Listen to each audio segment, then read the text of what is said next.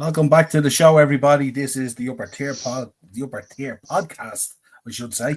It's Thursday. It's Thursday Tier Talk. Myself and Dazzler together back on your screens. How are we, Darren? All good, brotherhood. How are you? Good. Yeah, not too bad at all. But if you could subscribe to the channel, hit the bell notification button, drop a like on the video. A couple of good shows already gone up this week. On Monday, we had the pleasure of interviewing one Brian McClare. It was excellent, great guest to have on, some great stories and stuff like that. And got into some interesting conversations with him about when he was at the academy and stuff like that and all, and this holistic approach he used to take to the juniors in there in the academy and stuff like that and all. So it was a great conversation to have him on. And of course, Tony as well was on. We were talking about Legends 11 coming up this week as well, up in Dundalk. Blackrock are putting on a match, Manchester United, the Legends. Is there a B&Q in Drogheda? No, but there's two D's in Dundalk. There we go. I love it. The belter. But I suppose on a couple of sadder notes, it's been a tough week for us over the last week. A number of tragedies have come up. First of all, we'd start, obviously, our thoughts and our prayers and everything go out to Ian and Soldiers of Fortune, and on the passing of John Nesbitt, the guitar player from Ian's band there, Soldiers of Fortune, stuff like that. So we're thinking about them at this difficult time. John sadly passed away at 7 o'clock on Saturday night.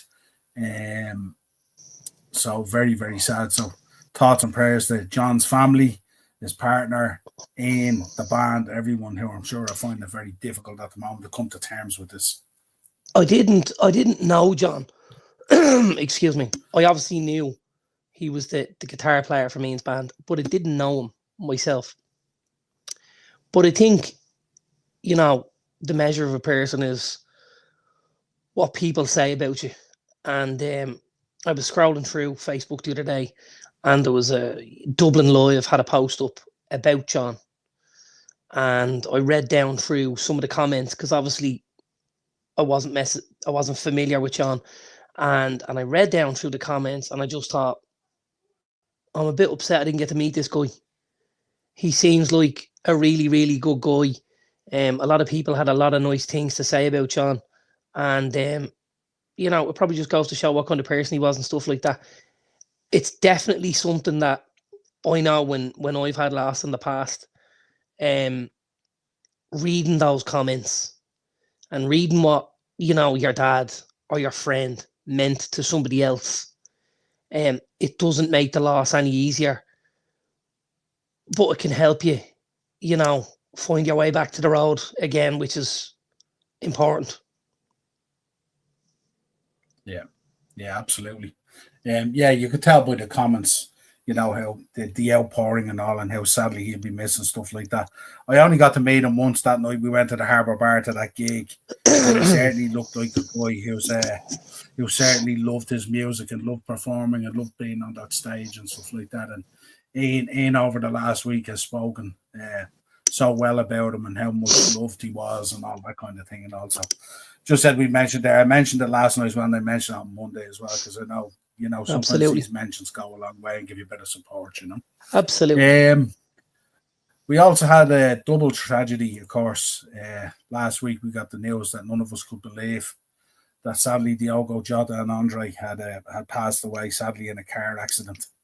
And it was a very, very tough pill to swallow, really, because Jota is such a consummate professional, just went about his business, never looking for the limelight, never looking to be out there. You never seen him in trouble. You never seen him any hassle around like that. Just a family man, got married to his wife, I think 10 days before, 3 young kids, I think he had and all. On every level, this was such a huge tragedy. And I just thought I'd give you an opportunity to say a few words. It's the first time we've been on because it happened last Thursday. And as a mark of respect, I just couldn't talk about football last Thursday. And that's why I came to the show. Absolutely. It was a shock, I was on my way to work, and I actually had the kids with me. They were coming to camp with me, and I could see it. My phone was plugged into the car, so it was on Apple Play. So when the messages land, they come up across the screen. Yeah.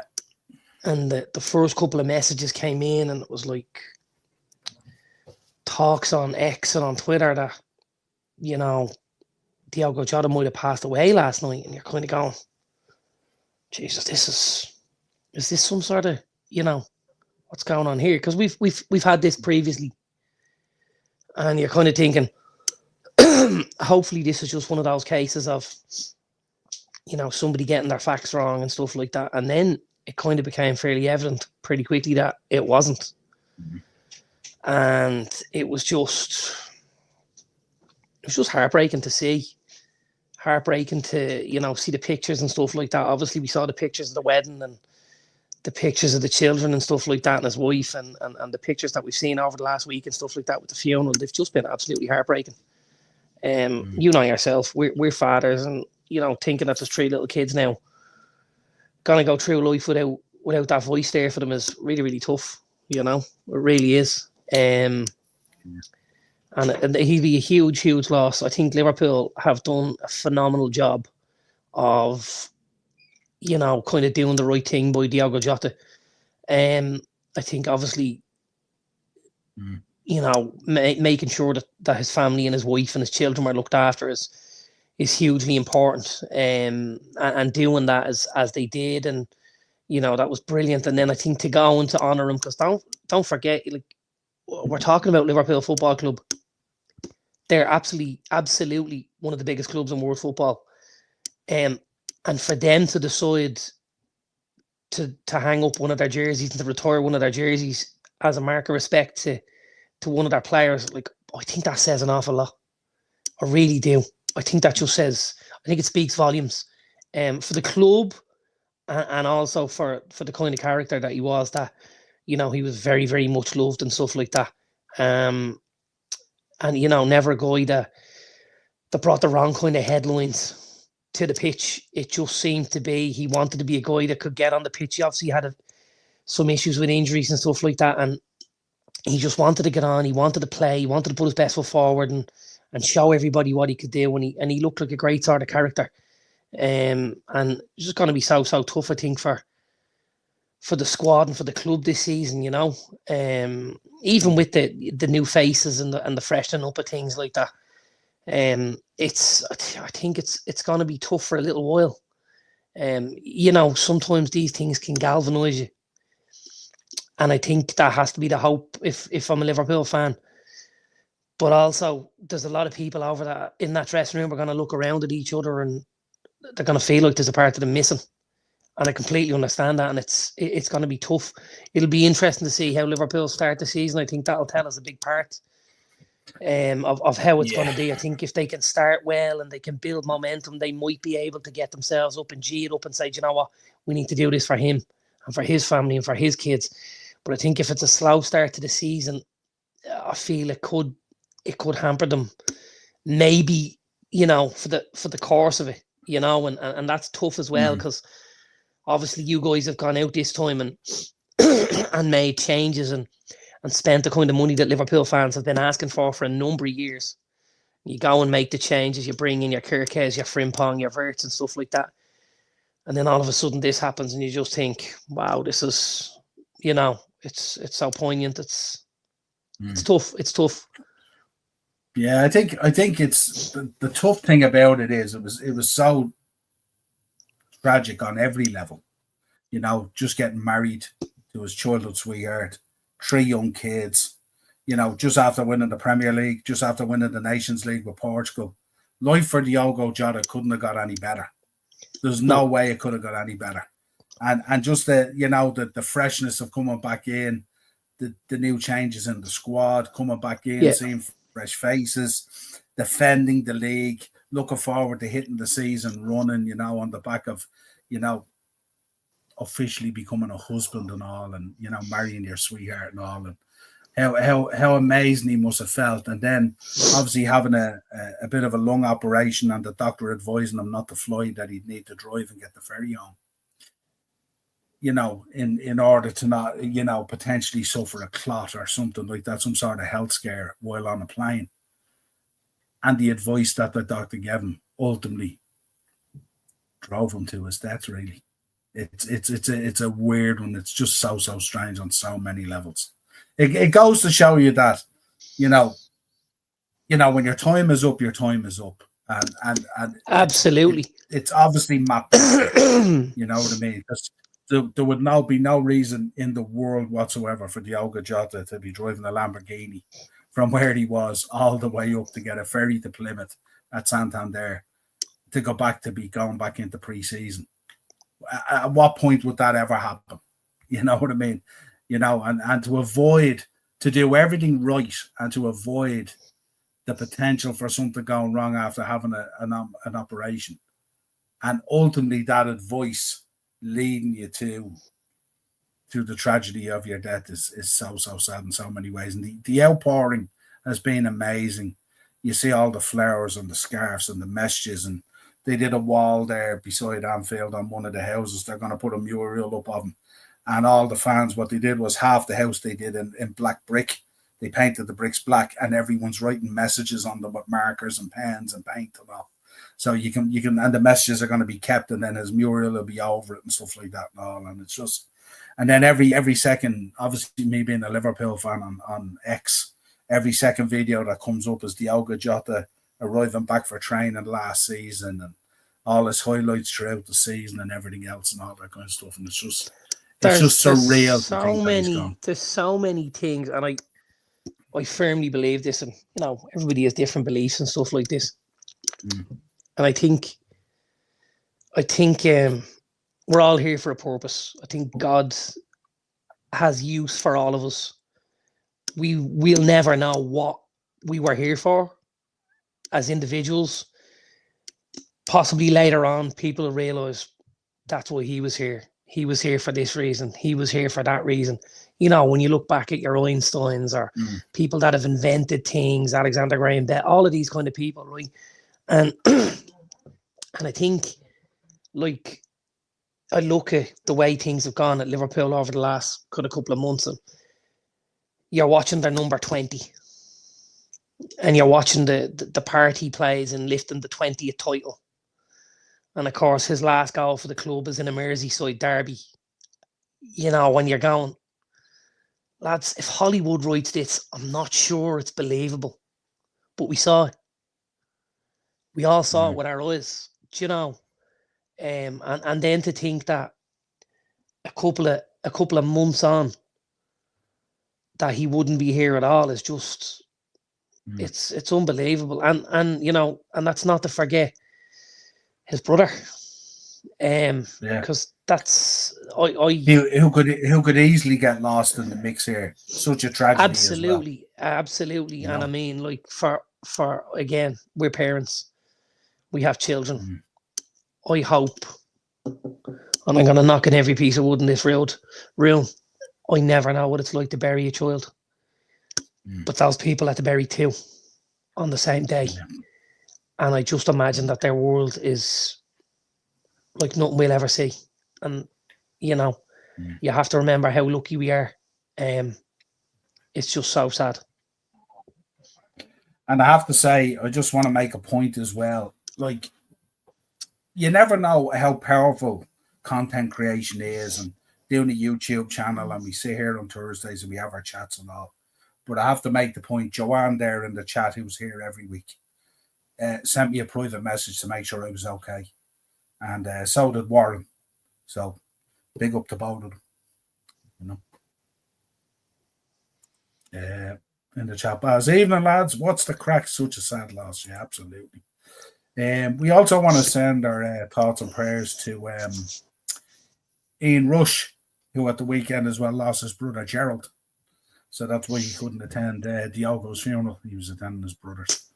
Right, let's get back into it. Right.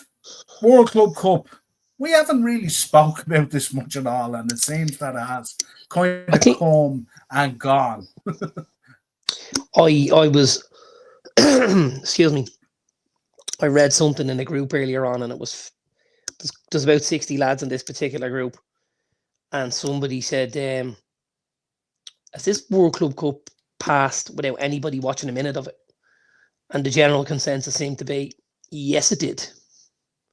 You know, there was a lot of games on, but not a lot of people watching, which is sad, and it can have something to do, obviously, with the time difference. It's not ideal for us, a lot of the games, but I don't know. I think FIFA are going to have to look at this. I know they've high hopes for this, but I think they're going to have to look at it and see how it fits into things.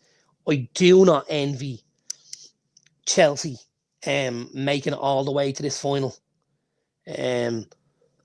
United obviously came back for pre-season training on Monday, and throughout the week, depending on how many days players had, they've been arriving back for training. You two are Monday, you couple come Tuesday, just come on Wednesday, blah blah. So the guys are coming in day by day. Chelsea haven't made it to the holidays yet. Like, that is crazy. That is absolutely crazy on those players.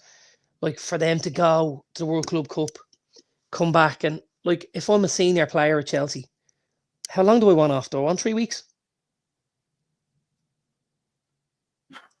I gotta say, I think if you're not getting 3 weeks, you're being hard done by. 21 days, 3 weeks off, rest, recuperation, bit of family time, get the head right. You know, a lot to do. Take yourself out of football, decompress. Absolutely, right. And to do all that in 21 days is a lot. And people might say, yeah, but they've money and they've time, and absolutely they do 100%. But they're still human beings at the end of the day, and there's still only so much that they can do, and pressure and stress, and all these things. And then also the world they live in is a kind of a whirlwind where they're traveling and they're playing and they're sleeping and they're traveling and they're playing, and there's a lot for them. We're not giving any sympathy their way. They're not looking for that either. But it's tough. And then to think that on the 16th, I think, of August, Chelsea played their first home league game. Like, this is, and then they start into that campaign, and then next year you have the World Cup. Yeah. So there's a lot of players here. You know, your Enzo Fernandez, your Moise Caicedo, who'll be going to World Cups. Your Reece James, your Trevor Chalobah, your Marc Cucurella, your Cole Palmer, Jackson Martinez, maybe. You're going to have AFCON. You've got AFCON as well. You've got João Pedro probably going to go with Brazil. Like, so there's so much. There's so much for them. And I think this is really hard on them. I really do. Now, I know there's phenomenal financial rewards here. And I think I read so far Chelsea, to this point, to the final, would have made 90 million. So in the days where PSR is an issue, in the days where, Chelsea have in recent years had to sell their ladies team or one or two hotels to try and level the books, this is huge for Chelsea. 90 million's a lot of cheddar. Absolutely, and I think that's the kind of money that was poured in to get that commitment in there and stuff like that. But I would pause the thought of that and say, what's the cost to Chelsea if Caicedo goes out and does an ACL like Rodri? Absolutely, 100%, and we won't know that. It's going to be a lot more than 20 million. I would say so. Well, listen, you're not. For me, you're not replacing Moise Caicedo. I think he's turned himself into one of the premier centre midfielders in world football. I think he's phenomenal. I don't think there's anything the guy can't do. I think the one thing he has on a lot of players is, technically we've lots of good players, but like, this guy's a winner, and he's a workhorse. And technically he's good, and he puts it in every single. I don't ever look at him and think, quite a bad game. And remember, this season coming up, it's not going to be like last season where they could sit a lot of these guys down and play in that Europa Conference on a Thursday. This is Champions League this season as well. So these guys are going to be playing a minimum of twice a week. Minimum. Absolutely. And you've got Carabao Cups, and so it's difficult because Chelsea have just started, I would say, to get back to where they wanted to be. Champions League, possibly with a couple of signings in the summer, maybe a tilt at the title, they've done well under Maresca first season. They look to kick on, and now all of a sudden they're just going to be bombarded with matches. Like, there's just going to be game after game after game, and I think that's difficult for them. And I think that's the one. And I said this previously. I think that's the one little crumb of comfort I have with United this season is like Carabao, FA Cup, League. That's it. That's all we have. We're not worried about travelling. We're not worried about a lot of things. We can look week to week, game to game. We play Brighton this Saturday. We play Tottenham next Saturday. We have a full week in between the games to get to what we need to get to work on a system, to find patterns of play, to work on set pieces, to do all of that. The lads will have phenomenal rest. They should have miles and miles and miles in their legs. And this is something I think is going to be a massive plus for Man United. And you're probably not carrying the pressure of a Chelsea either, where they're 3 years into their rebuild and there's an expectation there now and stuff like that also. And I just think with Chelsea on the flip side, it's just going to be, I think it's just going to be the dredges for them, and I really do. Now, they also say, your own success sometimes can harm you. And I think that's probably what's going to happen with Chelsea. Yeah, we shall say we'll have to keep an eye on it, but like we spoke about this so many times now. There is just, and listen, we love football, but there's just too much football. Would you have concerns for next year for the World Cup, or are we talking a different beast? No, and don't forget, like, for the World Cup, we're also looking at the US. So temperatures. That's what I mean. Are going to play a huge part. I still remember. I can still see it 30 years ago. USA 94. I can still see John Aldridge on the sideline with the bags of water and cracking the bags and letting them explode on their back and stuff like that. And like, that's jacking the boys with the baseball caps on and all and everything. Yeah, that's real tough. It really, really is. And then players having to do that after a 60-game season with the travel, with the training, with the recovery time, with AFCON. Mo Salah may play AFCON and World Cup. I don't know, me personally, and again, it's very easy for me to say this, but if there's two ways you could look at it. Let's say I'm an African nation who has qualified for the World Cup. Maybe if I've qualified for the World Cup, I don't go to the AFCON. I give the spot to one of the other teams. Yeah? Or maybe if I'm in Egypt, I decide, okay, I'm going to take Mo to the World Cup. Therefore, I don't take him to the AFCON so that I don't bleed the well dry. Well, I suppose the purpose of going to the AFCON is to get to the World Cup, isn't it? No, World Cup qualification and AFCON are completely separate. Oh, it's separate, is it? Okay. Yeah, it's like European Championships and World Cup qualifiers for us. Oh, I know what you mean. Yeah, no, it's just the volume of football is just insane. It's crazy. It's phenomenal. It's phenomenal. Give us a score prediction for the game. I didn't see the game live last night, and I came home this evening, and I had a couple of minutes between me getting home, the family getting home, and I watched the highlights of PSG and Real. They were battered. Wow. As Enrique said afterwards, it could have been 7 or 8.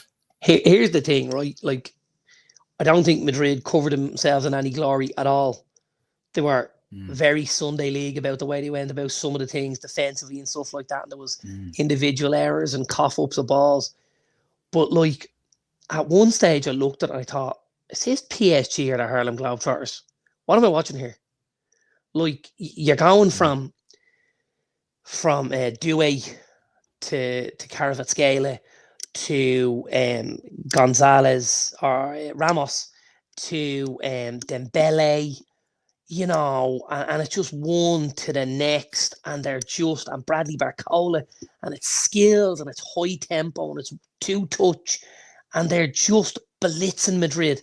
They're coming in, and you're like, oh my God, I'm looking at these going, I don't even play these preseason. I don't even want to play them in a preseason, because for fear of what they do to us and how it could set you back, you know.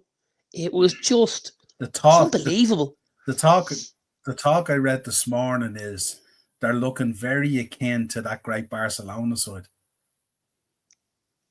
in the way that they're playing. And you know what? I don't think you could argue with that. I don't think, and you know, we did speak about this. There's so much of this that has to be laid at the door of Luis Enrique. So much of this. Really, really is. Excuse me. Well, when you see the transformation of some of the players, like when you see the transformation in Dembele, when you see the transformation in Vitinha, who couldn't even get a place in Wolves, you know what I mean? Practically, you know. Did you see? You know? Did you see the interview or the video? And they spoke to somebody who was at Wolves with him. Did you see this? No. I'm trying to think who it was. Who were they talking about? Somebody played for Wolves when Vitinha was there, right?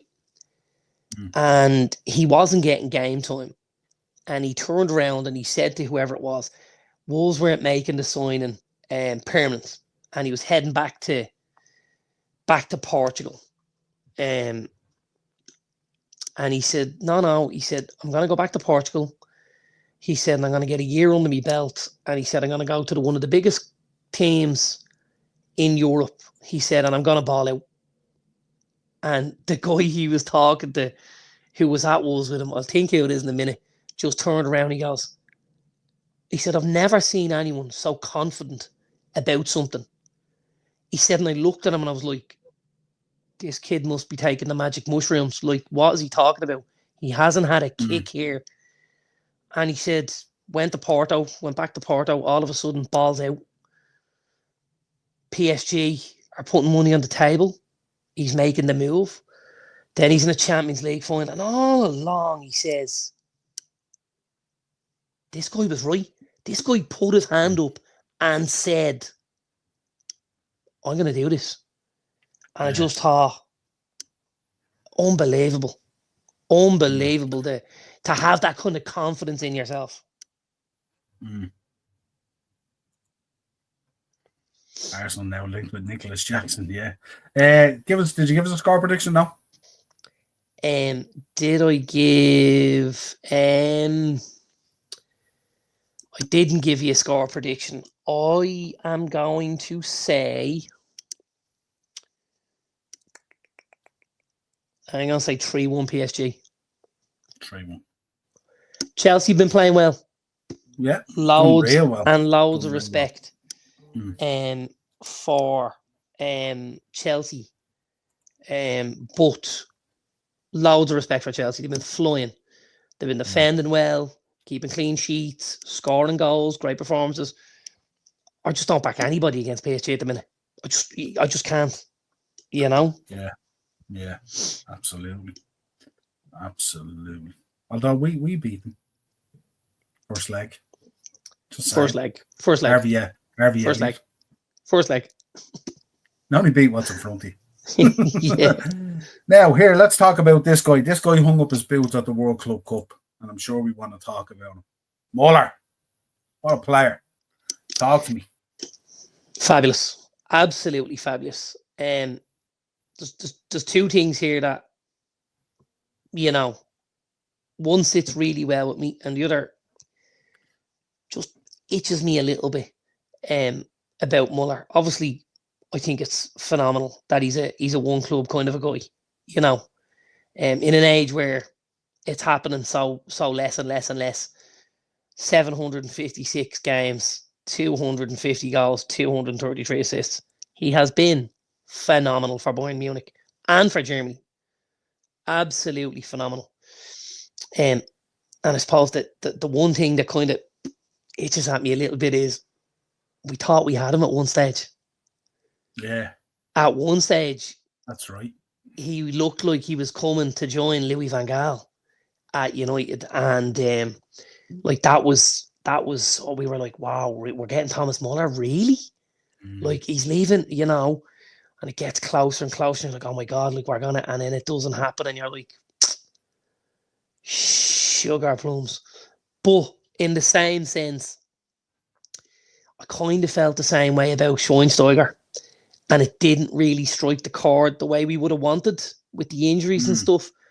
So I'm just as happy for Thomas to have stayed at Bayern and to have won all he won and to create the legacy that he created. I saw him obviously come off in his last Bundesliga game, and the announcer and the crowd and stuff like that. And, again, just watching people and how they reacted to him was amazing. Just an absolute hero and a super footballer, a serious footballer. I looked at some of the videos during the week, obviously when it was announced at all, and this was going to be the swan song, really. And I looked at some of his treatment of the younger players and how he nurtured them and was kind of like a father figure for them and all to bring them through and stuff. And I said to myself, if there was ever a guy who should have his badges done and become a coach or a manager, Thomas Muller fits the bill, I think. I think because he's so passionate, he's such a footballing man. And you could see it in him. You could see it in him, that desire when he's on the pitch, that battle, even when he's on the line waiting to come on, even if he's being subbed on. That desire to get on there as quick as he can and get stuck in and all. I think he has manager written all over him, and I think he could be very successful. And I think it won't be long, potentially, maybe a bit down the road, when we see Thomas Muller walk out as German manager, I think. And I think you're probably a few years away from that. I don't think you get the German gig unless you've got a certain amount of experience, which he'll need to pick up along the way. But he's definitely the kind of guy, especially as a player. I imagine if you're going into a dressing room or a changing room and Thomas Muller is in charge, I think it's pretty special. And I think, he's maybe, a guy Gwyn in the under-21s, like Carsley in England. I think he would do it. I think he would do a phenomenal job. I know it's obviously down the road. He needs to do some club stuff and all and let it in, but maybe we're a decade or 12 years away or something like that. But I don't think he'd be that long, but I think here's the thing. Let's say he took over in Germany and he got some sort of a gig in the next 18 months, which is absolutely plausible, right? And if he got a gig in the next 18 to 24 months and did a real good job somewhere, like the Bayern job's not a million miles away then. And the next step from the Bayern job is the German job. So, it's not a stretch at all. Do you say him that way, the way I say him as well? Absolutely. Yeah. Absolutely. Yeah, no, 100%. And I suppose you see that with some players. Yeah. And then there's other players and you just think they're never going to want to see a football ever again. Yeah, some of them are heading to, most of them are heading to a golf course, aren't they? Really, and we can see. Yeah, there's a lot of that. Some of them now fancy themselves where they want to go and get involved in all these other different things and stuff like that. But I'm not sure if that'd be something high on Vincent Kompany's list. I think you gotta be careful who you invite into the room with you there, don't you? Yeah, but then Vincent Kompany might be thinking that there's an old job at Man City coming up. Possibly. So he might not be too afraid to handing off the reins. Possibly. Yeah. There you go. But yeah, absolutely. I just look at him and I just see a potentially phenomenal manager there, because I just think when you work that heart and passion and desire and everything and that will to win, and the amount of times he's brought Bayern Munich back from the brink when he's come on and done special things and stuff like that, in Germany and everything and all, and it's just absolutely. So we wish him well in his retirement, but you're not getting off that easy, Thomas, because we don't think it's going to be a retirement. We will see you back soon. There's no doubt about it. You ain't getting the tracksuit and the boots off that quick. That's for sure. Let me see. What else have I got? We're going to talk about this. We briefly spoke about it, this Yes. Amazon documentary that got binned off. Give me your thoughts on it. I was kind of thinking, and I kind of said to you the other day when we were chewing the fat about it, I was thinking, this year is probably not the year to do it. Because this year could... Well, it could you know, very much be the year if you are an outsider and you want to appear in. However, if I'm Ruben Amorim, I don't want any hand act or part of it, you know. Because I think, obviously, he came in from Sporting and stuff like that, and there was huge chatter. And when he came in, he spoke about certain things. And one of the things he spoke about at length was Marcus Rashford. And you know, we gave that famous interview where he said, you know, I've spoken about Marcus Rashford 36 times since I come in. You know, he said, I didn't ever spoke about any player in the 18 months I was at Sporting like that. So that microscope was only ever going to get twisted and turned and magnified by more and more. And I think, you know, you end up creating narratives where it's not needed right now. So I think if it was Ruben Amorim who decided, or who kind of put up the resistance and said, not happening, lads, not at all. I think he's absolutely right and within his rights to say no, not happening. And I think it's probably something that I'm glad that the club decided, you know what, we could absolutely deal with 10 million here. And if we squeeze it, maybe we could get 15, but we also want this guy to win something, and we want to give him the best kind of platform possible. And if he feels that this is going to detract from what we're trying to do, maybe we've got to back him and just say, no, lads, you know, right now is not the right time, but we'll talk about it again down the road at some stage, you know. Yeah, it's interesting. Ace was obviously talking there about Birmingham. I've done one with Tom Brady, apparently. So that should be me and you'll be all over that, of course. All over that. It was interesting. I was looking back at clips from the overlap there the other day, you know, the stick to football one. Yes. And they had Ricky Gervais in. It was about 10 months ago, I think, 8-9 months ago, whatever it was. And he mentioned that he fell out of love with football 30 years ago. He used to just kind of watch England every so often and stuff like that now, but didn't really follow it. And he said the one thing that got him back interested in football again was when he watched the documentary on Sunderland Till I Die. And he said after that, he was balls deep back in football again after watching that documentary. So it goes to show you, doesn't it, how powerful it can be. And you know what? Like, I'm obviously a Man United fan. I'm a huge, huge fan. But like this season, when United play, I'll be watching United, and out of the corner of my eye, I'll be looking at Sunderland to see how they're doing. Having watched the documentary and having obviously seen, you know, what it means to those people. Like, we know that, you know, in the Northwest, spoke about Newcastle, sure. Yeah, we spoke about Newcastle, Middlesbrough, Sunderland. It's religion. It's religion. It is religion, absolutely.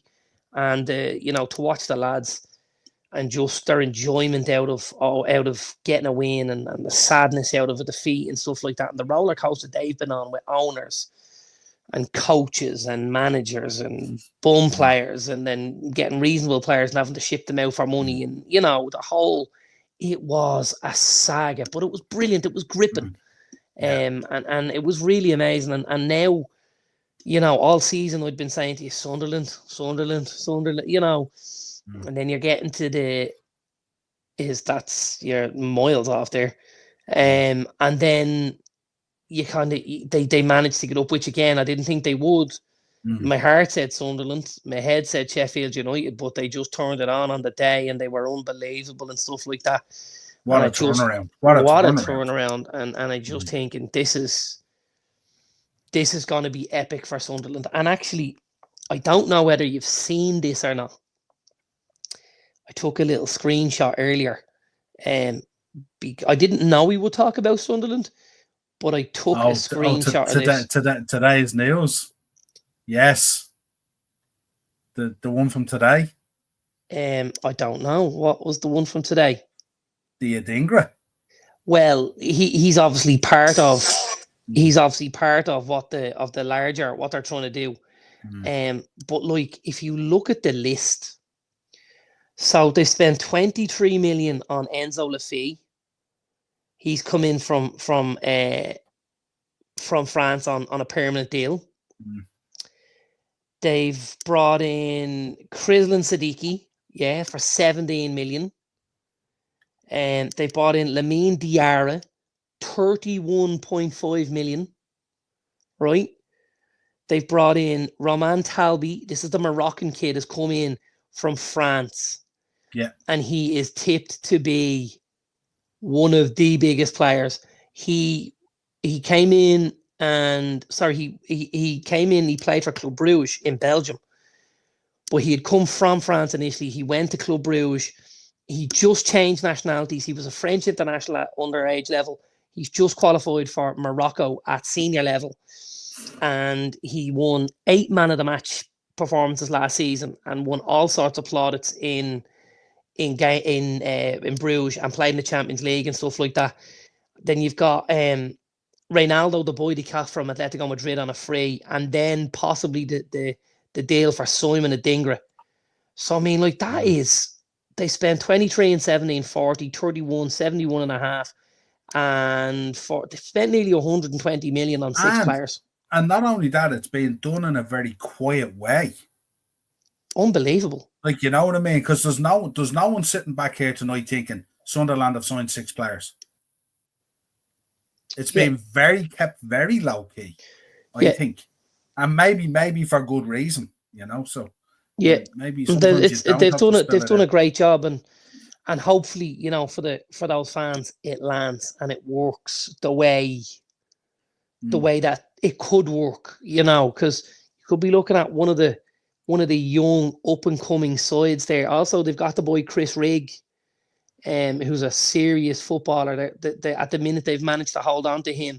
They've sold obviously Joby Bellingham, but they've managed to hang on to Chris Rigg, who apparently is the better of the two. So we shall see how it goes, and be really interesting to see. We know we're going to get great atmospheres up there at Stadium of Light this season. It'll be phenomenal. We spoke a few weeks ago about how the derby is on the edge. You know, one win here or there can spill it over and stuff like that.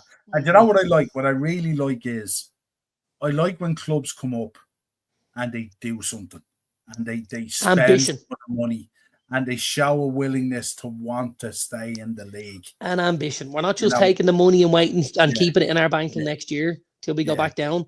Exactly. We're going to spend. We want to make it here. We want to sit at this table and we want to taste this food.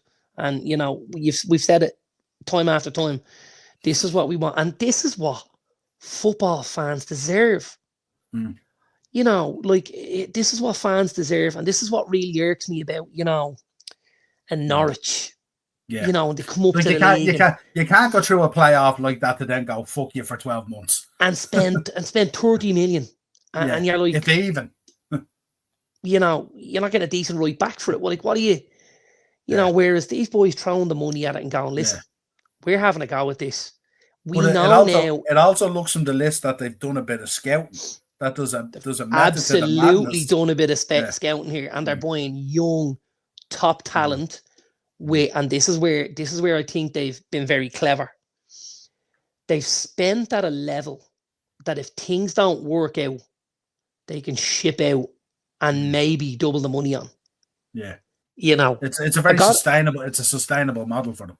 And you know what I got to say? I think the boy Adingra is a steal for 23 million. Man, I seen that today and I thought, that's Sunderland. That to me indicates, when we talk about big moves, I know we talk about Verts and all these other players and stuff, that when you see the likes of Adingra going there at that price and stuff like that, I'm thinking that's real shrewd business for Sunderland, and really good business as well. I think so. Quality of player. Keith saying, big up Keith. Hi lads. Daz, are you worried about the serious lack of transfers from Man United? We're going to get into it now in a minute. Absolutely. In a word, Keith, yes I am. Absolutely, 100%. I obviously didn't do a slide for this for obvious reasons, this next topic. And we haven't spoke about it, but it was alluded to a number of times over the last 3 years. Thomas Partey, we know everything is alleged. at the moment and stuff like that. No, Yes. not so much. I didn't want to get your thoughts on the situation because obviously there's potentially victims out there and all that kind of stuff, and we don't really want to get into the bells and whistles of that. That has to play out in court. I wanted to get your thoughts on how Arsenal have handled the situation because obviously you being a Man United fan, you've seen how the Greenwood situation was handled straight away out of the box within the same day, nearly kind of thing.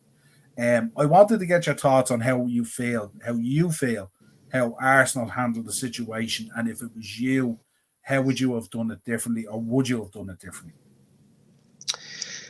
Yeah, like I suppose it is a very subjective thing, and not being behind the scenes and knowing the story to this, because there's obviously a story to this. Not knowing those things makes it more difficult to make assumptions about the situation and how you would have gone about, resolving it, let's say. But I still think that even with that said, there's a little bit of a bad taste in my mouth with the way Arsenal have dealt with it.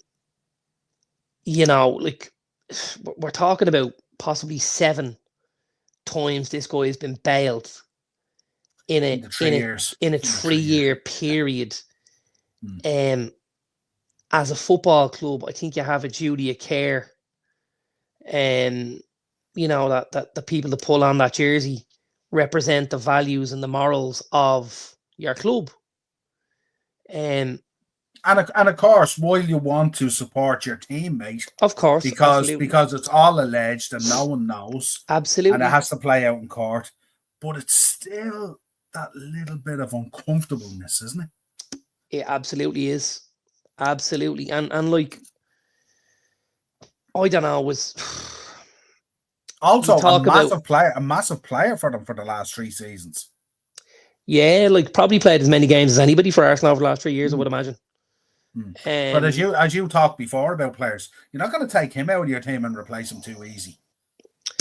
No. Well, I think they've done it now because they brought in the boy Norgard and Zubamendi, and you'll have Rice and Odegaard. So I think Thomas Partey will be forgotten very, very quickly at Arsenal. And they'll want to brush it under the rug. But I think even if you look at how the end came and how we're going to let him run down his contract and we're not going to sell him because we know nobody's going to buy him because of what's going on in the back. And, we're not going to not play him though either because he's an asset and we want it. And you just think, I don't know about this. This is what you make of the talk that came out? He was offered a contract. I don't believe it. I don't buy it. I don't buy it. That's the talk apparently, and that the reason he left was the contract wasn't what he wanted.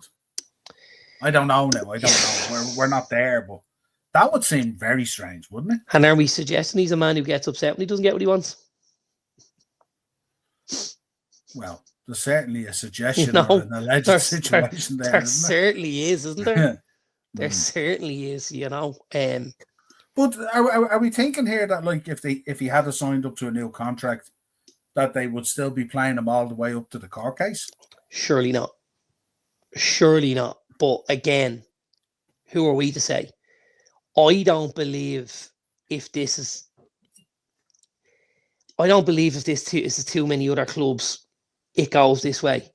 And we're not going to go into the cases, but Adam Johnson, very quickly removed. Gylfi Sigurdsson, very quickly removed. Benjamin Mendy. In a different sort of world, Mykhailo Mudryk, Mason Greenwood. And we have to mention with Mendy as well that he was vindicated in the end. He was, absolutely. You know what I mean? But so we're not saying City, here this.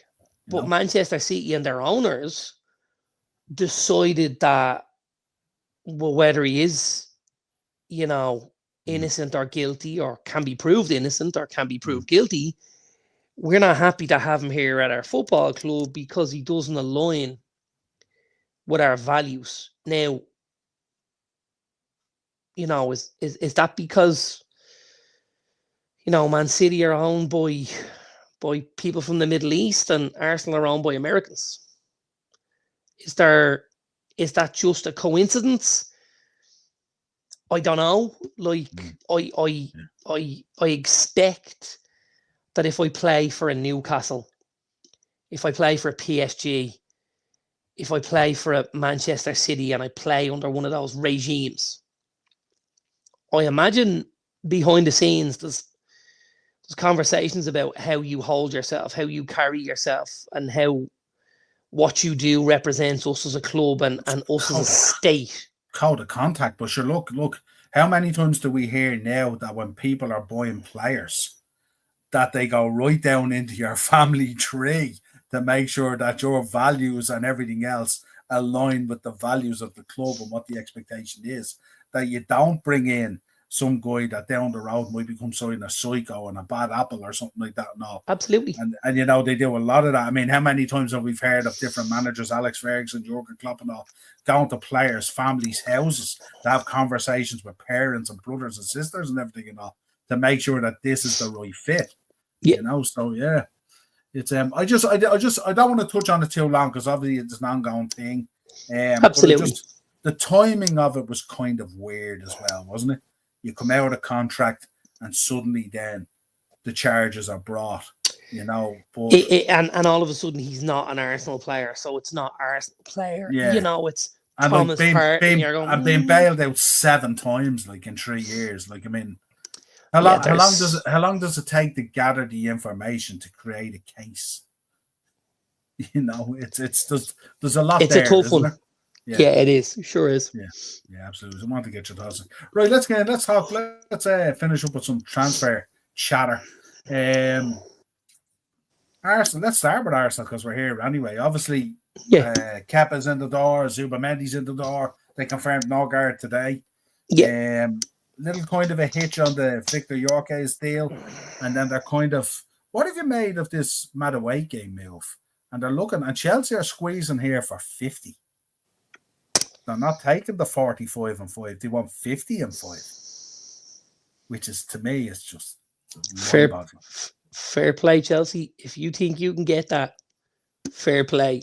However, if somebody's offering me 45 million for Noni Madueke, I am piggybacking them down the Old Kings Road and getting them out of Dodge and getting them to the Emirates and signing, sealing and delivering that guy and COD, cash on delivery, lads. As soon as they're dropping off, pop the check in the post and away we go.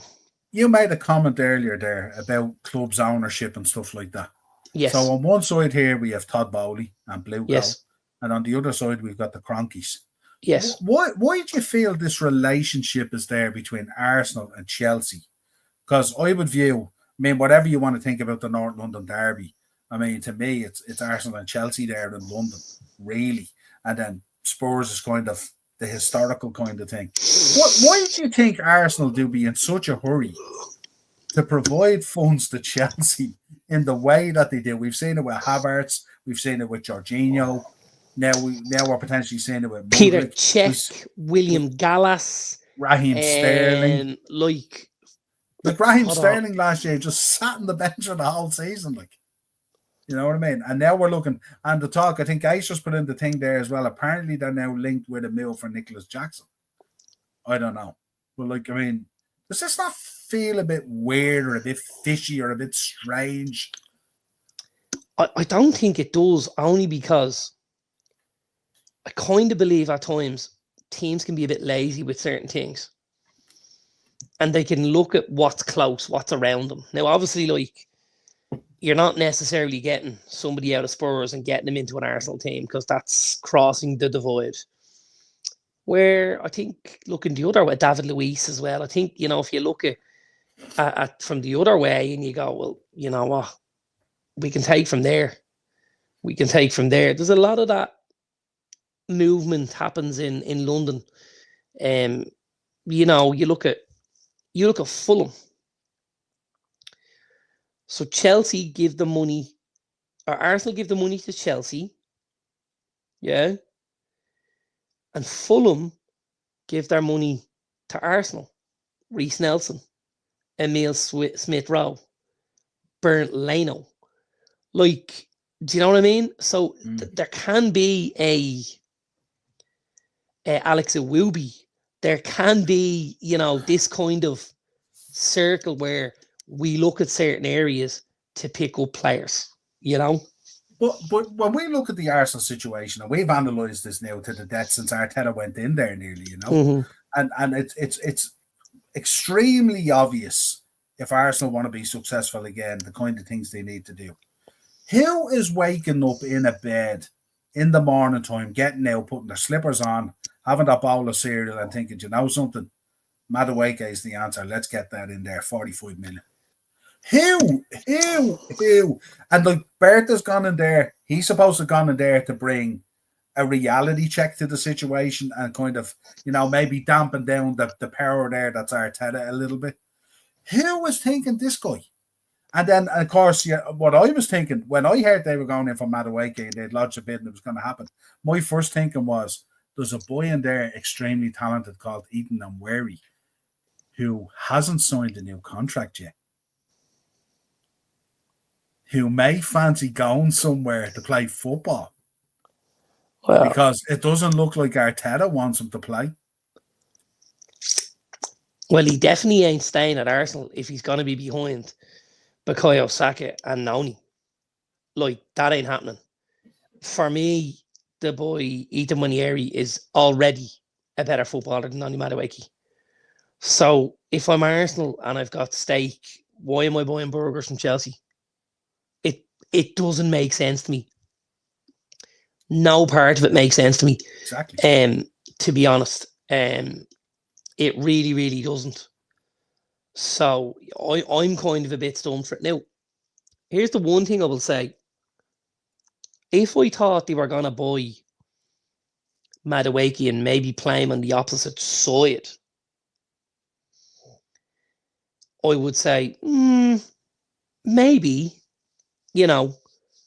where now we've got a Martinelli and a Nweri, and I've got a Martinelli and a Madueke, and a Saka and a Nweri, and Trossard jumps into that 10 position or the false 9 or whatever.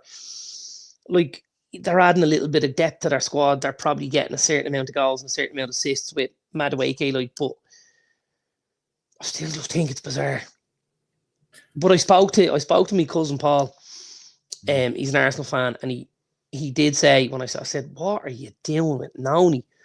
And he answered really calmly and quite quickly, and he says, "Arteta has one of these in him every window." He said, "Every window, we make one of these signings." He said, "Last year it was Havertz, or the year before, and then it was Sterling. And then it was Zinchenko, and then it was, he says, we have these. Cedric Suarez." He says, "We have these in us. It's just the way it is." Keith, I'd say the whole situation there with Liverpool in terms of transfers and contracts and all that, I think after what happened this week, it was just all dampened down. Let the dust settle on the tragedy of Diogo Jota and stuff like that. They're not going to be going out announcing anything this week or last week because of this and stuff like that. It wouldn't be right, and I'm sure everyone was jolted by the whole situation as well. So I say that was the last thing on their mind. I'm sure they were keeping things ticking over. I think they know who they want to get. Listen, I imagine lads were told, listen, the deals are in place, the bids are ready. For the next 10 days, go on your holidays, don't pick up your phone. Nobody talks. And we let this die down and go the way. Because let's be honest, if you're a player and you're coming into Liverpool right now, do you want to be the first guy in after Jota? I suppose. I don't want to be the guy that comes in to replace Jota. That's for sure. Well, I don't want to be any guy, because I just think, when you walk in the building, whether you're a left back or whether you're a goalkeeper, you're coming into sadness. You're coming into sadness. Yeah, and also, people are going, who's this guy think he is? Does he think he's coming to replace, No, he's not. He's actually a kit man. Yeah, well, we don't need a kit. It's just people are emotional now. And we've often spoke about that. People grieve in different ways and all. It's 100%, yeah. And absolutely, Ryan. Big up Ryan as well, pal. It's Diogo, not Diego. I said Diogo. Makes me happy, makes me feel that way. Oh, yeah. It's Diogo, not Diego, yeah. Absolutely, 100%. Very sad. And a big up Ryan as well. That the outpouring even there at Wolves and all has been absolutely phenomenal, without a shadow of a doubt. Where are we? Tottenham moving quicker than United to sign players. Probably a bit easier when you have Champions League football, though, wasn't it? Absolutely. Just saying. What do you make of their moves? Obviously, Morgan Gibbs White going in, and also Kundus. Kudos, Mohamed Kudos. Listen, two good footballers. I think Kudos had a great first season at West Ham. I think second season we didn't see what we would have wanted from him. However, West Ham were poor. Yeah. And sometimes it's tough to be a baller in a real poor team. So won't hold it against them. I think Gibbs White, another one of Ryan's pals, because he was obviously at Wolves. Real good baller. Moved to Forest in the last 18 months. I think he's been one of the most impressive players in the league. I think from when Cooper left up to now, 15, 16 months ago, it's probably not 5 players in the league been better than Morgan Gibbs White. I think he's been phenomenal. He's found that freedom in his play, hasn't he? He has, and I think, you got to put a lot of that at the manager's door as well, where you identified and you went, this guy's a player, I need to just give him the platform. And has given him the armband and stuff for Forest as well. So obviously gave him a little bit of responsibility and said, listen, it's up to you, go out and do it, and the guys will follow you. And they did, and he set a phenomenal tone for the guys at Forest. So yeah, listen, Spurs will need these two to land. These are very similar signings, I believe, to Cunha and Mbeumo at United. For the system to work the way it worked at Brentford, they need players to do certain roles and to play certain roles. I think Visa initially wasn't a striker. He was a forward who they kind of molded into a striker and stuff like that. I think that might be what we see with Kudos. I expect Kudos to probably be annoying, but come short. And when he comes short, he'll create space in behind for, for the likes of the Gibbs White and for Matthias Tell and for Kulishevsky and stuff like that. And then I'll expect him to go back in the box and try and get get on the end of one and stuff like that. And they're two really good footballers. It's a real interesting front line now there for Spurs, isn't it? Thomas Frank going in. Kulishevsky's there, Brennan Johnson's there. Wilson Odebeer is there. Madison, Tell, Gibbs White, Kudos. Like, you'd have to think somebody's probably not going to be in the mix. Will it be a Madison? Will Spurs decide to cash in? I don't know. Is it Kulishevsky? Will it be Odebeer? They probably need that volume of players, though, do they? With Champions League as well coming up, they will need a bigger volume of players, all right. But I'm not sure if they need. Is your concern more about the actual player that the likes of Madison might not want to sit down, or someone else? I don't think anyone's going to want to sit down.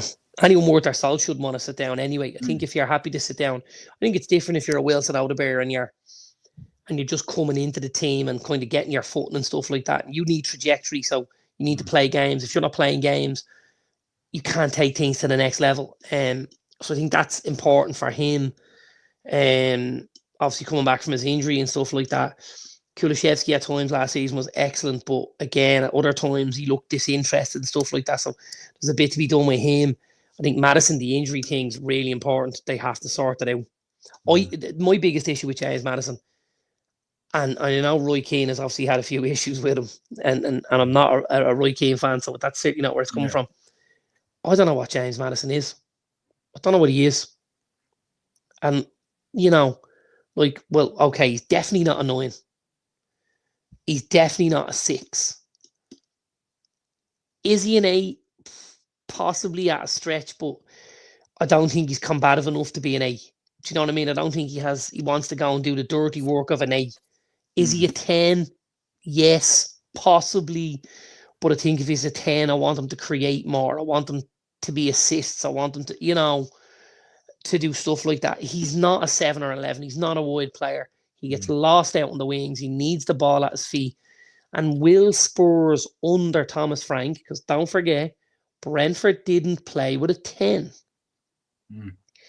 They played with Janolt and Norgard, and then they play as kind of 2 6s, and then they played with Damsgaard as the 8, and then they played with the 2 wide players, and then Wemo and Shade, and then Visa was your false 9, and that's, so he didn't really play with a 10. And you're looking at a James Maddison, you're going, how's he going to fit into this? That's a square peg into these round Thomas Frank holes, So I don't know. I'm unsure. Yeah, Luis Diaz heavily linked with Bayern Munich at the moment, but I think they're a tad bit off in the valuation as far as I know.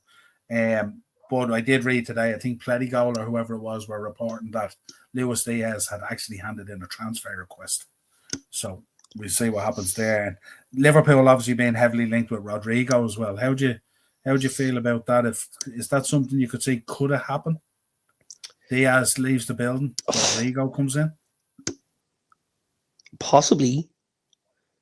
I don't think you can say never. Is it something I could see at Liverpool? I think he would be a phenomenal foil for Salah. Obviously with Salah playing on the right and Rodrigo playing on the left, and all of a sudden then it's not like we can send 2 over here. We can't, because Liverpool would have slightly better balance about them, and because of that, then you take an extra player further across, and Salah realises a bit more space here, lads. Thanks for the help, and I think obviously going down that left hand side, if you're able to get a Rodrigo alongside a Milos Kerkez, that would be huge for you guys, because I think then you've got defensive solidity. You've got a guy, really quick guy in Rodrigo, who can go in behind and who can take a player on and drop the shoulder. And so, really good footballer. I don't imagine it will be done at a low level though. Like, it will be at a pretty decent level. They're talking about in around 60, I think, or something for Diaz. And they're talking Rodrigo coming out potentially between 70 and 80. Okay. So you throw 20 on top of a Diaz, you get Rodrigo. Is he that much of an upgrade on Diaz? I think he probably is in terms of the final element. I think in terms of the running at players and all that kind of stuff, I think there's not much in it. But I think in terms of his football and knowledge to play someone in, to pick the right pass in the right moment, I think maybe he just shades it, I would say. And this is where I'm going to play devil's advocate, and you can answer this question. Does that also depend on who he's playing the ball to in the number 9 position? Because if I'm Luis Diaz and I'm playing the ball to Darwin Núñez, it's going to be hard to rack up the amount of assists that I want. Yeah, but when I have a guy there that's not really able to do the job that he's. Do you know what I mean? Yeah. And that's where at times at United I would look and say, you know what, like, I don't really have a problem with Garnacho. Look what's playing inside him. How can he have 10 assists? How can he have, because obviously if Hoyland's in there and he's stinking the place up, I don't expect Garnacho to be able to put 10 on a play for him, because you'd need to be putting them into his back pocket without him noticing. Do you know what I mean? Yeah. Well, obviously, I think we know a change is going to come there anyway, because Darwin is heavily linked with Napoli as well, and it looks like that's going to happen. But obviously, with the week that we've had, a lot of stuff is being dampened down. But the talk is that Darwin might be heading off to Napoli. And if he does, then apparently Isaac is to have a meeting this week with Eddie Howe. and apparently he's going to express his desire to leave and he wants to join Liverpool. Now, let's see what happens there. I can't imagine us. There's a lot of ifs and ands there, isn't there? There is. There's a lot of ifs and ands. Now, also, we're heavily linked with the boy as well, Ekitike as well. So I don't know. We shall see. Certainly, I think he's another big boy, by the way. He's a big boy. Yeah. He's in the Alexander Isak mode. He's tall, he's gangly, he's rangy. You know, he takes 2 steps and he covers 10 meters of ground. So, you know, it's what age is Isak now? 26, is he? 25, 26.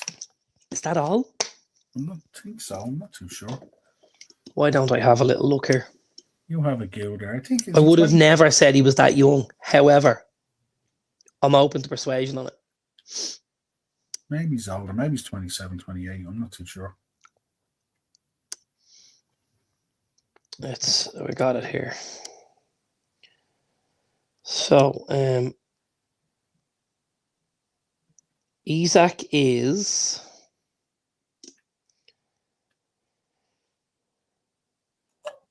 He's going to be 26 in September.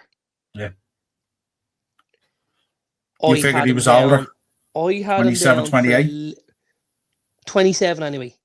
Yeah. Yeah, I was thinking he was 24. The boy Ekitike is 3 years younger. He was just 23 in June. 23, yeah. I think that would sway me a little more to Isak, to be honest with you. On the basis that it's only 3 years. And Randy's snorting. And I think that's the issue here, isn't it? He wants to play on the left, but obviously they're not going to sit down. Who's there at the moment? Vinny, you know. Vinny on the left, yeah. And if Vinny's injured, the likelihood is they could play, you know, Kylian Mbappe there, and play somebody as a striker, and you wouldn't need to play Rodrigo at all, you know. So it's a tough one for him. Yeah, I think Real Madrid have sent the message to him to go find a new club anyway. I don't think he got very little minutes even now at the World Club Cup. So I mean that's telling us as it is, you know. Alvaro Carreras looks like a done deal for us. Yeah, absolutely. Nice player as well. I'll miss Rodrigo if he leaves, but best for his career to move on. Xavi is putting his own spin on the team. Let us know how you feel. He didn't put a great spin on it last night, did he? Oh, they got pelted. Napoli wants Garnacho for 45 million. We spoke about that. Me and you spoke about that today. Good luck with that. Tell me about this. This has been linked with a move to Nottingham Forest. Obviously, they've sold Gibbs White. They've sold Elanga. They're looking for the boy visit. Does this affect in any way the Mbeumo deal? Possibly. They did say they didn't want to lose both boys in the same window, didn't they? So could you see a situation here where Forest move very quick for this and they sign visit and then the Mbeumo deal collapses? I don't think so. Okay. You know, I don't think so. But I do also think, and correct me if I'm wrong. Ryan's spot on here as well. That price is outrageous for this kid. I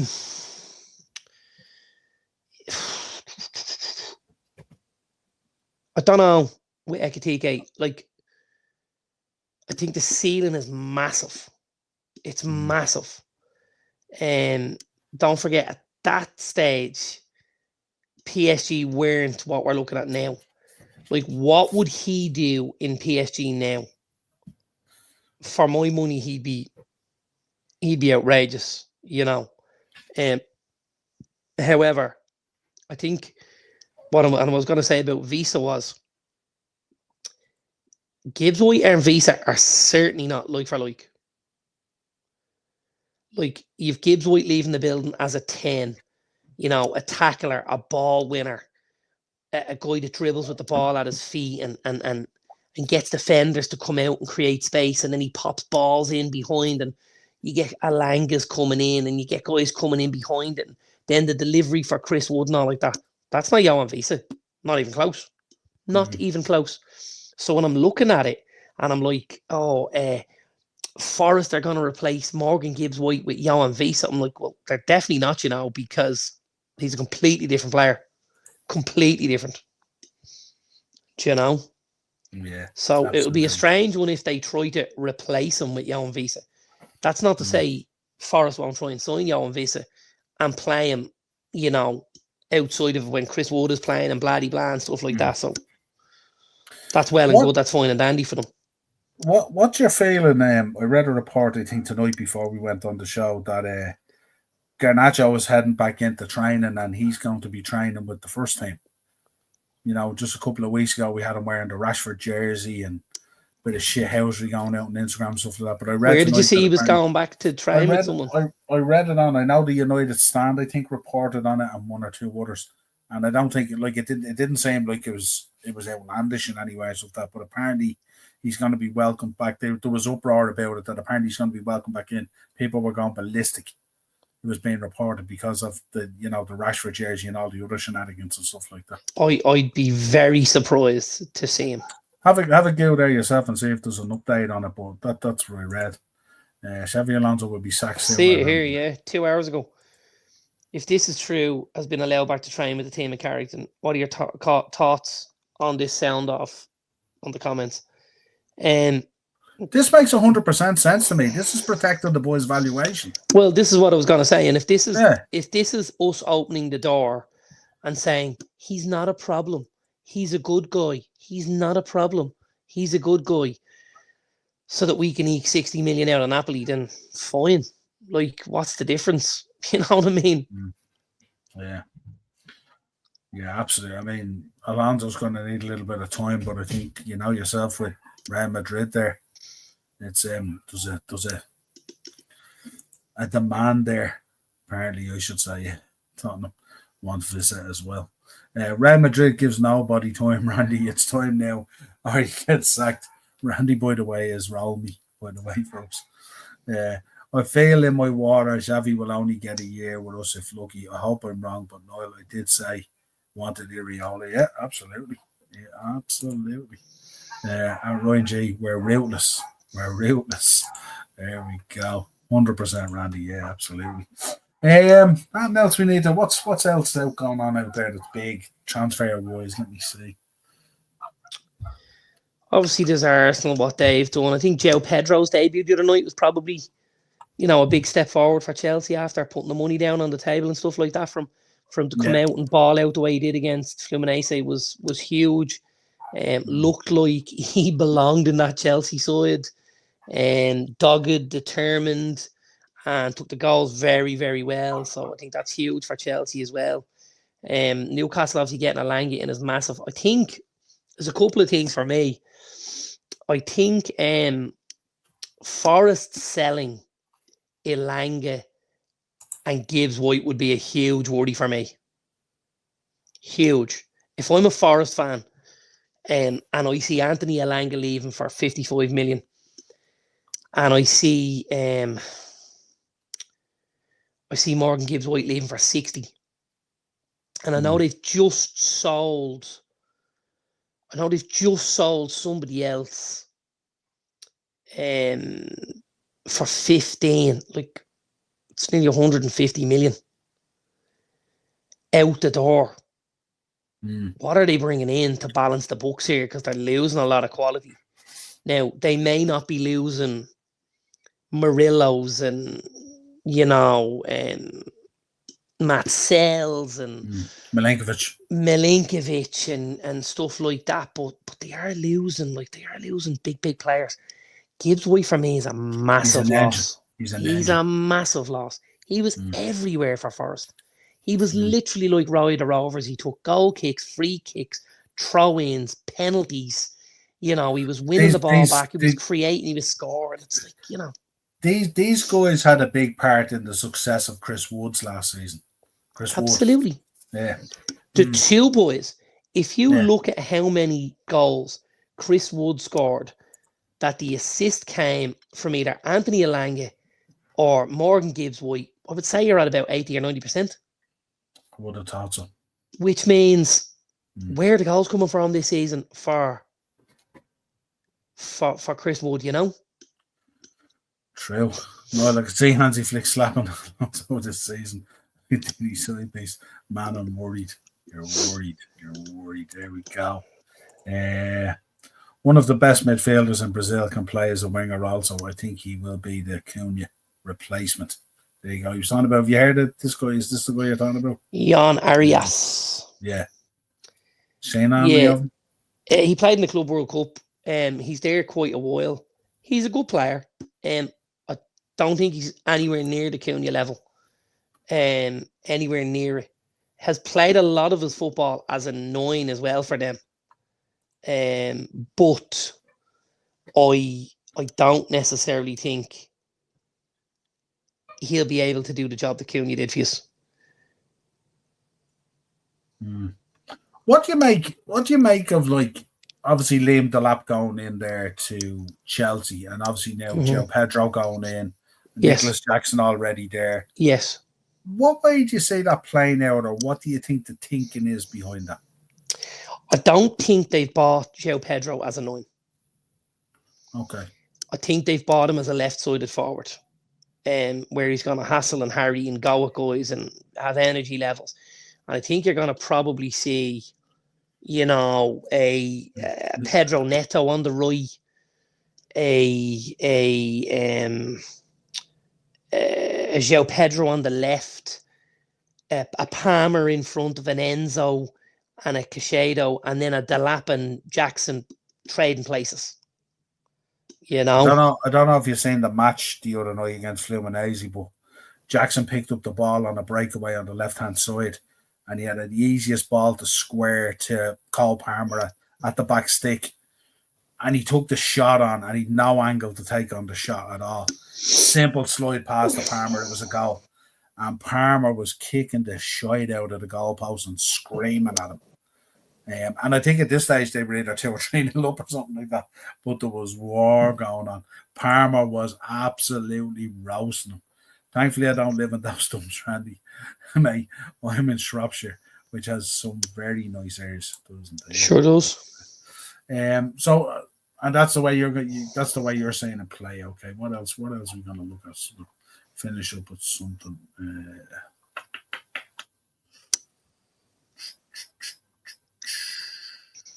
The trials and tribulations of Manchester United. Yeah, I mean, you can comment on it further if you want and what your thoughts are. Oh, yeah, obviously, because Keith obviously asked you earlier, yeah? Yeah, like, you know, it's definitely upsetting that this hasn't been done yet. This is something, you know, we expected to happen weeks ago. And the more it's dragged on, you know, it is difficult. I do think we'll get it done. I think we'll get over the line eventually.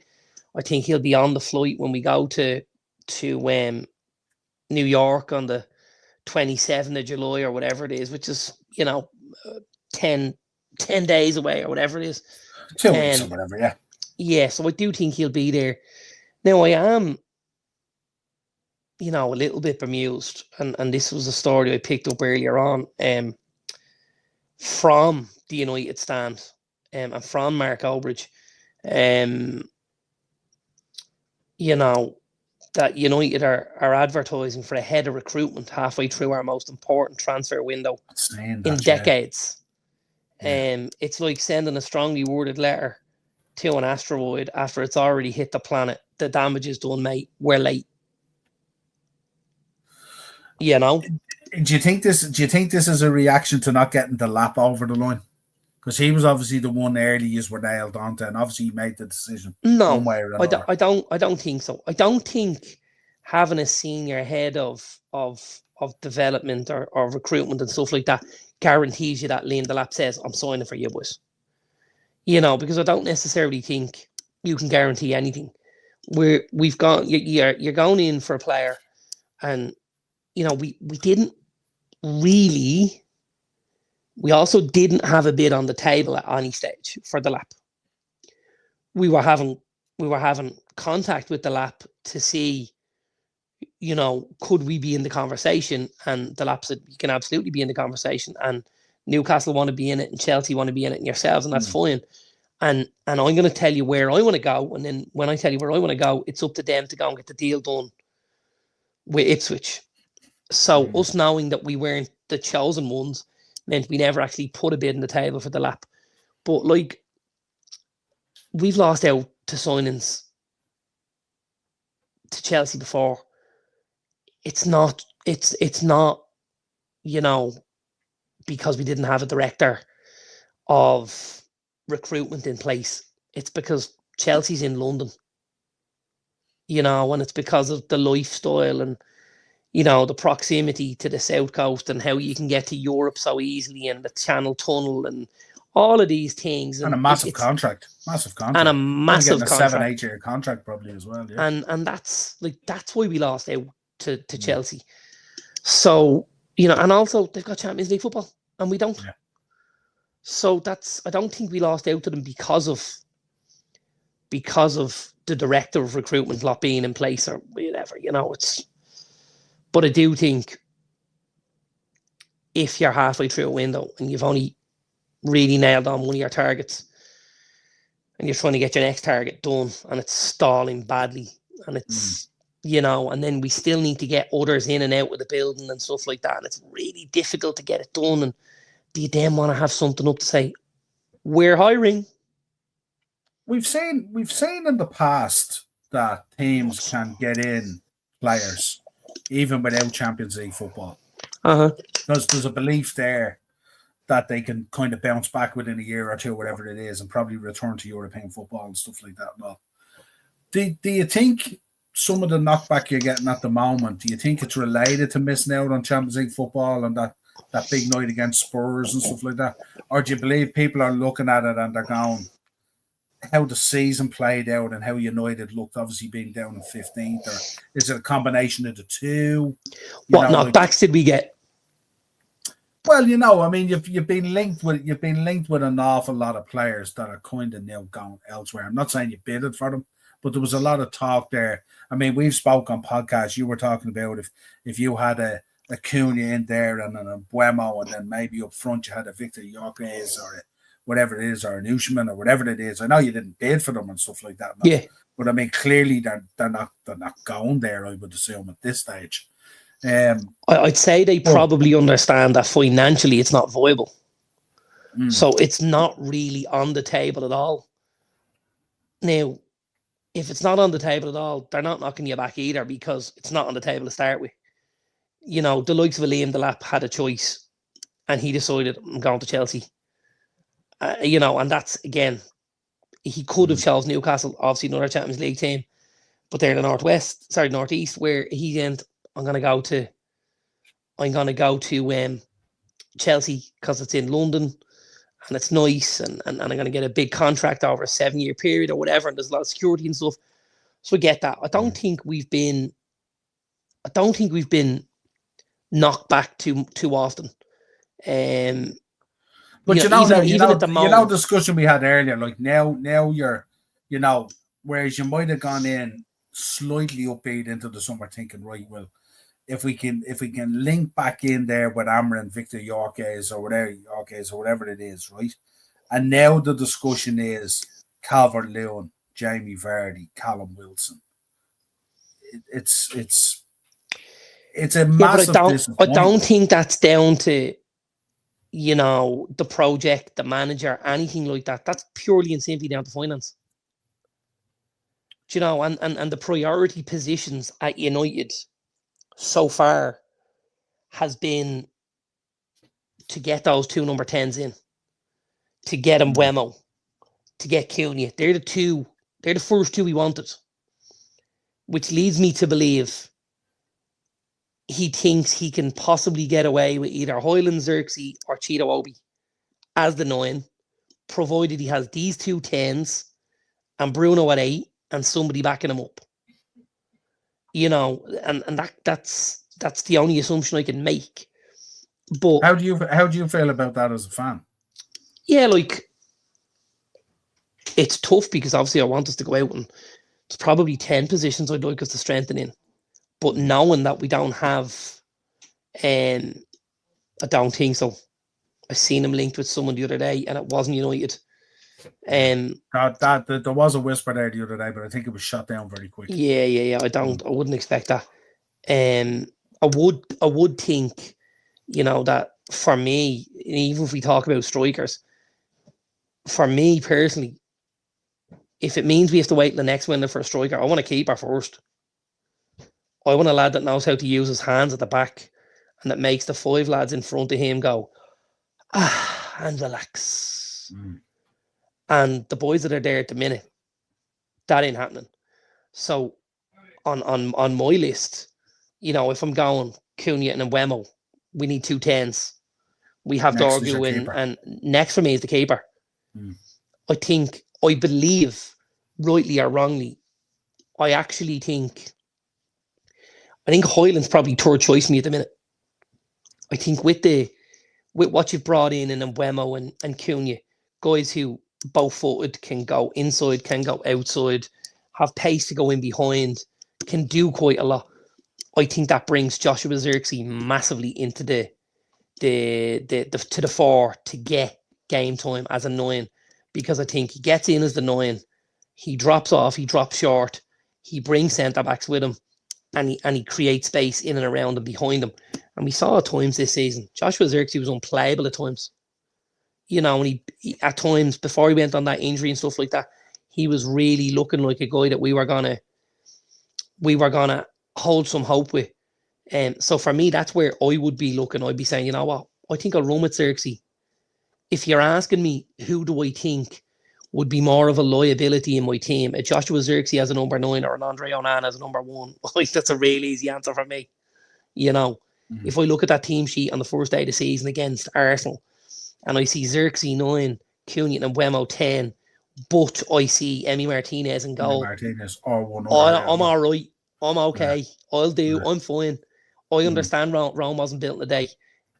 I can wait for my striker. And we'll plug along with Zirkzee, and we'll also give game time to this young lad who could save us having to spend 100 million, because this kid could be the real deal, going on what we've seen so far, and obviously the goals and stuff in Asia at the end of last season and stuff. So he's coming to the fore. He's mature. He's getting bigger. He's getting stronger. He's getting quicker. So for me at the minute, I'm looking at Zirkzee, Cheeto Obi, and Hoyland in that order. Whereas if I'm looking at the keepers, I'm like, I don't want any of them to play. I do not want any of them to play. At the minute, if I'm picking the team for Arsenal, I'd probably go with Tom Heaton, which is batshit crazy. But I think I go with Tom Heaton. Because I think if I'm looking at Tom Heaton, it's a massive statement, isn't it? I think if I'm looking at Tom Heaton, right, I know he's going to give me 7 out of 10 every week. My problem with Onana is there's weeks I'm going to get 9, but there's weeks I'm going to get 3. And that is just going to absolutely cripple us. And it's the trade that kills you. It's the trade, because the net effect of him being in there has a dampening net effect on the 4 boys in front of him as well.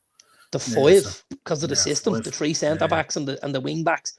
And then you have a defensive midfielder who comes short to take the ball off him and looks back at him and goes, I can't pass it back to him.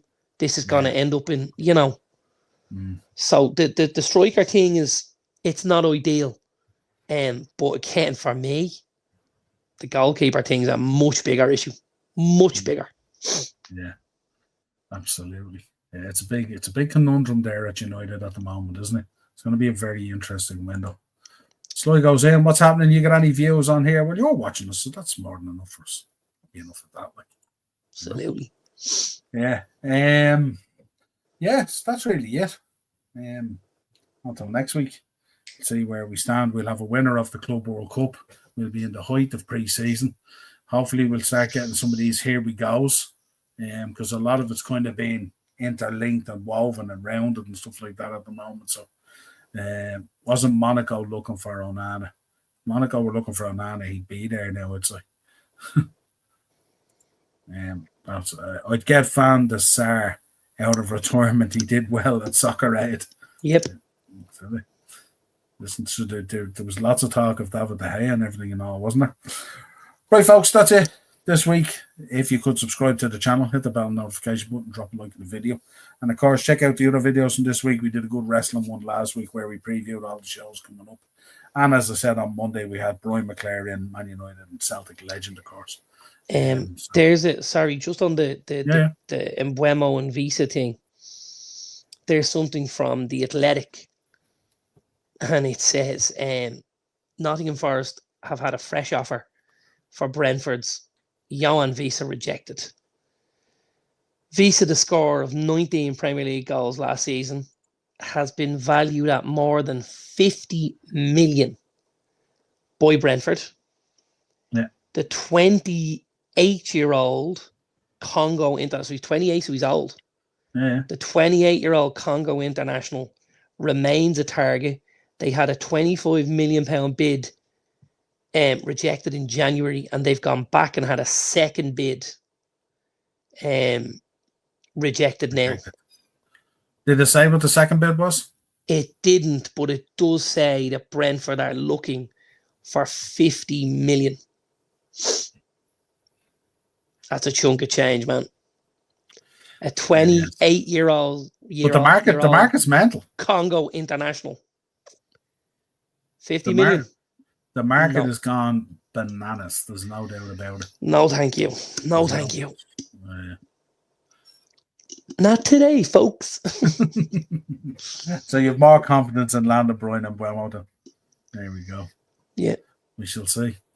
Right, folks. Until next time. Let's all do the Congo. Absolutely. Keith Andrews ain't saying any of that transfer money.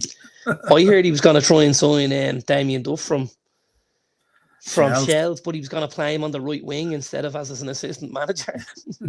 Player manager. To replace Embuemo. Yeah, absolutely. And they're going to pay him a packet of Milky Bar buttons and a bottle of milk every week. We take you up on it. Yeah. Right, until next time, folks. Have a good week, and we'll talk to you real soon. Cheers. Cheers, bro. See you, pal.